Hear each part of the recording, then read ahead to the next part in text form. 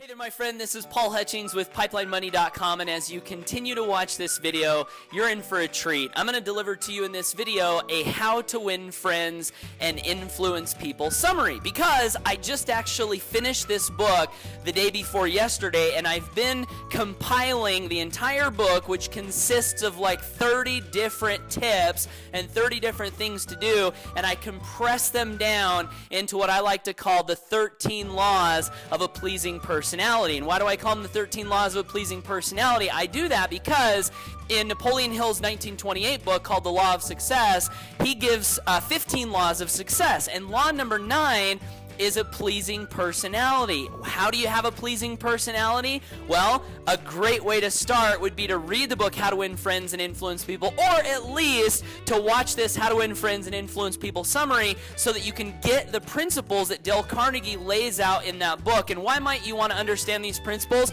According to Dale Carnegie in the book How to Win Friends and Influence People, this is the most profitable skill you can possibly have. Working with people, gaining cooperation with other people. In fact, in the book, he talks about how in various enterprises and various companies and businesses, you'll have, like, for instance, a group of engineers. You'll have one engineer who knows a lot more, is more skilled, more capable, more talented, and that engineer will be making less money than the engineer that knows how to work with people and knows how to influence people. So this is some important stuff, and what I did, as I mentioned at the first part of this video, is I actually took down the 30 principles and I shrunk them down into 13. And why did I do that? Well, it's because who's going to remember 30 principles, honestly, right? And I wanted to take from this book some action steps that I can apply in my life and that you can apply as we're moving forward so that we can actually apply what we learn in the book, right? 30 is a little bit too many for me to remember. 13 I can handle. And the other reason why what I've done seems to work is because in the book How to Win Friends and Influence People, there are some tips that are like negative commands. For instance, he'll say things like don't argue, don't complain or criticize. And instead of remembering those, what I wanted to do is I wanted to reframe those tips in a positive command, a positive action step. And so I've done that. I've taken those negative commands and I've reframed them into positive commands. And the other thing that I did is I took some of the principles and I found that they could be chunked into a bigger principle, that when you follow the bigger principle, you'll just inherently be applying some of the other steps. So in doing these things, it's allowed me to shrink them down into 13 principles. And as you continue to watch, I'm going to give them to you. And also, not only am I going to give them to you, I want to give you a way to memorize these really, really easily so that you can use them, right? Because if you don't remember them, it might be difficult to actually apply them. So a really easy way to memorize a list of items is to take your numbers. So in this case, we're going to do about 12 or 13 principles, and you want to associate a mental image with each number on the list. And then as you're going through memorizing the list that you want to memorize, you associate that principle or that idea with the image that's been associated with the number. So in our case, I'm going to give you a list of 12. 1 bun, 2 shoe, 3 tree, 4 door, 5 hive, 6 sticks, and you may have to pause the video and rewind it if you don't have these memorized. I'm going to go through them quickly. So 6 sticks, 7 heaven, 8 gate, 9 mine, 10 hen, and then 11. It's not a rhyming word, but when I think of the number 11, I like to think of a field goal or goalposts at the end of a football field, right? You know, that you can kick the football through. That's 11. That's how I remember the item number 11. And then 12, I always think of a dozen eggs, right? So there's 12, and I'm actually going to give you a bonus one, 13. We'll handle that when we get to it. So the 13 laws of having a pleasing personality as deduced from the book How to Win Friends and Influence People. So this is like a How to Win Friends and Influence People summary. Here we go. You ready? Law number 1, and you can picture a bun like a hamburger bun. If you flip that hamburger bun up so you see the underside, if you can imagine taking a bottle of ketchup and just drawing a smiley face on that bun, law number 1 to a pleasing personality is to smile. And I'm telling you, this law works like crazy. Just the other day, I was going to town to get some pizza with my 8-year-old. His name's Caden, and I said, Caden, should we practice law number 1? And I started to smile, and as I smiled, he smiled. And then as we were walking into the pizza place, I said, let's see if we can get this gal behind the counter to smile. So I started smiling, he's kind of smiling, being a little bit embarrassed, and next thing you know, the lady behind the counter starts to smile, right? So that's law of a pleasing personality number 1, you gotta smile. Law number 2, and we remember 2 with shoe, is you want to be agreeable, right? Be agreeable with people. When 2 pigs wrestle in the mud, both of them get dirty, right? And Dale Carnegie points this out several times throughout the book. He says you want to be agreeable. You don't want to argue. You want to just kind of get along with people and be agreeable, right? So the way I remember this is, let's imagine if your wife comes and says, honey, I just got these new pair of shoes, right? 2 shoe. How do you like them? You want to say, oh, I love those shoes. They look great, right? You want to be agreeable, right? That's law number 2. Law number 3 is tree, or at least the way I remember it is 3 tree. And law number 3 is you want to ask questions. So I picture a tree that I have in my front yard with question marks instead of leaves, right? So law number 3, ask questions. And then it goes hand in hand with law number 4, which is listen, right? And how do we remember 4? 4 door. When I was teaching my kids this, I said, imagine you've got a door on your left ear and a door on your right ear, and that just means to listen. When people are speaking, you want to open the doors to your ears and you want to listen. So ask questions and listen. This is really, really important in working with people. You want to ask people questions about themselves. You want to ask people questions about what they're interested in. You want to ask people questions about what they got going on, and then you want to listen to what they're saying. And Dale Carnegie points out that when you do this, people will think you are an amazing conversationalist, even if you don't do anything other than ask questions and listen, right? So there we've got law number 3 and law number 4. Law number 5, and I remember 5 with beehive, and what do they do in a beehive? The bees make honey. So law number 5 is you want to give people the honey, and you want to pour it on. What do I mean by honey? Well, I was explaining this to my 5-year-old, and I said, Kyson, I love your hair, man. I love the way that it flips up in the front like that. And as I complimented him, he started to smile, right? So we want to compliment people. We want to recognize people for their achievements, right? That's called giving them the honey. And when we give people the honey, they're going to eat it up and they're going to think we're sweet, right? And they're going to love us, right? Law of success, law of a pleasing personality, number 5. Now, number 6 rhymes with sticks. So if you can imagine yourself in a one-on-one conversation with somebody, if you can imagine holding up 2 sticks, maybe they're drumsticks or whatever other kind of sticks you want to imagine, and you can just point those sticks at the other person, right? And this is a metaphor or an image to help us remember that whenever we're in a conversation, it's always about the other person. We're always asking them questions about them, the things that are interesting to them, and the things that they want to achieve. It's all about them, not about us. It's all about the other person. If we can keep them talking about things that they're interested in, we're going to go a long way in having people like us, right? So that's number 6. Number 7 rhymes with heaven.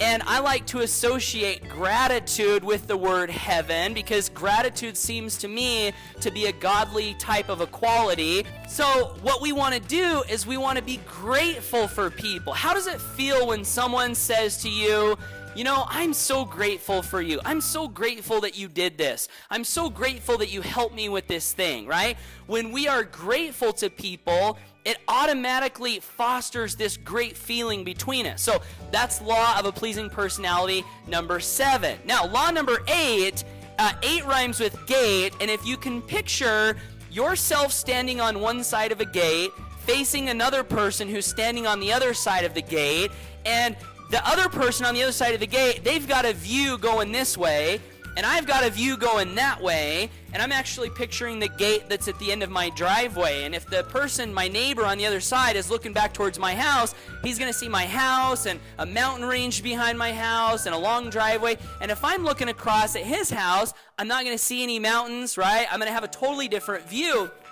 And so 8, law of pleasing personality number 8 is always do your best to see things from the other person's point of view. So when I picture this gate and me facing off with my neighbor, I like to imagine climbing over the gate and turning around and seeing things from his or her point of view. And this is a really important principle in working with people, because we all have different perceptions. We all see things a little bit differently. And good communication, I believe, begins when we do the best we can to really listen to the other person and see what they're seeing, right? So that's law of a pleasing personality number 8. Number 9 rhymes with mine. And if you can picture like a gold mine or a silver mine, right? And we're going to use the word mine a little bit differently here. We're going to use 9 and mine to help us remember that mine tends to refer to my name. If I say this is my mic, this is Paul's mic.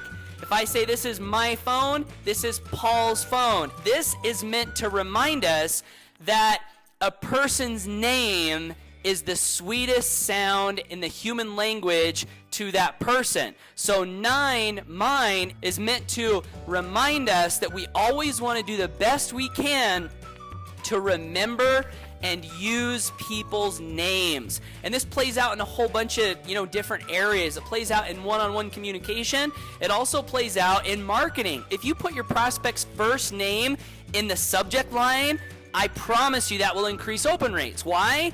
Because their name is the sweetest sound in all of human language. So that's number 9.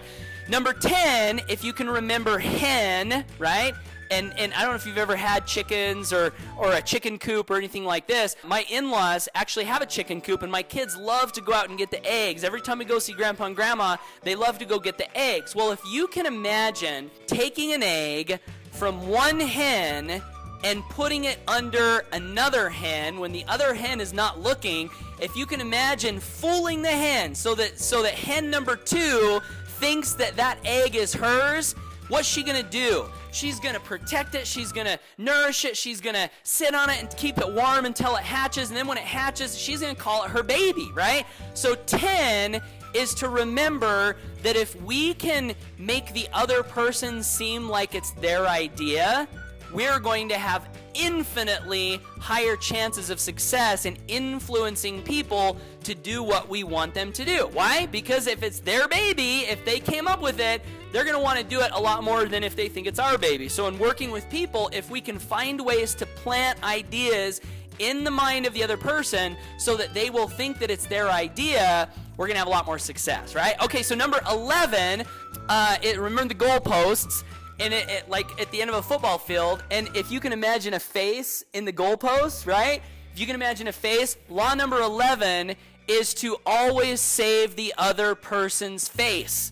What does that mean? It means never berate someone, period. I think we should never berate someone or criticize or condemn or complain. In fact, that's one of the things that Dale Carnegie talks about. He says never criticize, condemn, or complain one-on-one, let alone in groups, right? Let alone in groups. When you criticize someone in a group, it really hurts their integrity. It hurts their pride. You cause them to lose face in front of other people. So what we want to do instead is if somebody's doing something that maybe is not the best and maybe it could be done in a better way, if we can, call attention to that, maybe in a group setting, and don't single the person out. Maybe just use it as a lesson to teach the entire group and allow that person to save face and hopefully catch the lesson in a different way, right? That's law number 11 of a pleasing personality. I'll always allow the other person to save face. Law number 12 is the dozen eggs, right? Because when I think of 12, I think of a dozen eggs. If you can imagine, going out and getting all the eggs from the chicken coop. Let's say you're a kid and your mom or dad says, "Go get the eggs for me, son or daughter," right? And you go get them and you're running back and you're not paying attention. Maybe you're playing with a little toy on the way and you trip and fall and break the eggs. what do you want to do? You've done something wrong, right? You did something wrong. You want to admit your fault quickly and emphatically. You want to say, you know what? I made a mistake. And you want to tell your mom you made a mistake. And in working with people, if you can apologize for something that you did wrong, if you can notice that you made a mistake. The other day I actually got into a little bit of an argument with one of my good friends, and I was sitting in my office and I was feeling very frustrated, and he was in his office and he was feeling very frustrated, and I said, you know what? I probably did something wrong. So I got up and I went into his office and I said, look, I am sorry. I blew it. I should not have done that. And you know what he did? His face lightens up and he's like, I'm so glad you came in here, right? When you're wrong, admit it quickly and emphatically. That's law of a pleasing personality, number 12. And then law number 13 that I threw on for good measure, and I actually don't have a way to associate this with 13 yet. Maybe you can come up with one and post it down in the comments below. Law number 13 is actually one that was not mentioned in the book, How to Win Friends and Influence People. However, I've noticed in my observations of watching successful people that most of them always do this one thing and they do it really, really well, and that's humor, right? If you can make people laugh, if you can, crack a joke every now and then, if you can make fun of yourself or make fun of a situation that you all have in common, people seem to love that. I know I do, right? It loosens things up and it just makes you smile. So if you can be humorous, that's going to go a long way also in helping you to win more friends and influence more people. So my friend, those are the 13 laws of a pleasing personality, aka How to Win Friends and Influence People summary, right? Let's recap them one more time real quick. Law number 1, smile. Law number 2, be agreeable. Law number 3, ask questions. Law number 4, listen. Law number 5, pour on the honey. Say great things about other people. Compliment, praise them, recognize them, right? Law number 6, it's always about the other person. Get the conversation on them, the things that they're interested in, where they want to go in life, and keep it there, right? Law number 7, gratitude. Show your appreciation. Right? Show them that you're grateful for them. Tell them that you're grateful for them. Law number 8, always do your best to see things from the other person's point of view, right? Get on the other side of that gate and see things the way they're seeing them. Law number 9, remember that a person's name is the sweetest sound in all of human language. So remember their name and use it. Law number 10, do your best to make the other person feel like the idea is his or hers. Law number 11, always allow the other person to save face. Law number 12, when you're wrong, admit it quickly and emphatically. And law number 13, that's not in the book, but I think it's a winner in How to Win Friends and Influence People, is humor, right? Learn a joke or two, crack a joke or two when you're around people, and they're going to love us. So my friends, I hope you've enjoyed these tips. I hope you've enjoyed this summary of the book, How to Win Friends and Influence People, and I challenge you to memorize this stuff. Memorize this stuff and practice it and use it. You're going to see magical results in your life, I promise. This is Paul Hutchings with PipelineMoney.com. If you've enjoyed the video, comment down below. And if you would like more great tips on personal development, communication, internet marketing, how to be free from home financially, please make sure and visit my website, PipelineMoney.com, and put your name and email address again. I'm gonna send you some just awesome life-changing stuff. So that's it, my friend. Thanks for watching. Have an awesome day, and bye for now. How's everybody doing tonight? What do? You get up again and you keep fighting, right? And you win your freedom no matter what. No matter what. Because I'd rather die with the integrity of having fought for my dreams than live with the disgrace of looking in the mirror and quit. Remember that, my friends. You guys get to be here. You guys get to be a part of a new kind of a history for us. Who's excited about that? Who in here is more excited to create the new story with you? With you on the stage. Fight! Fight! Fight! Fight! Fight! Fight the forces of evil!